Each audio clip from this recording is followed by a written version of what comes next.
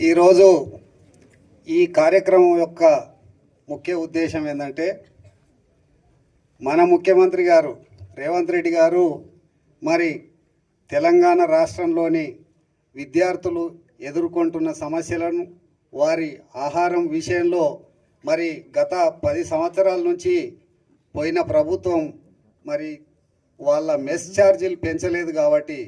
మరి మొన్ననే మరి నిర్ణయం తీసుకొని వారికి మెస్ ఛార్జీలు పెంచడం జరిగింది. మరి ఆ పెంచిన మెస్ ఛార్జీలు మరి గురుకులాలలో విద్యార్థులకు పెట్టే భోజనాలు ఏ విధంగా ఉన్నాయో మరి వాటిని మీరు ప్రతి ఒక్క ప్రజాప్రతినిధి జిల్లా అధికారులు అందరూ పరిశీలించి మీరు కూడా విద్యార్థులతో పాటు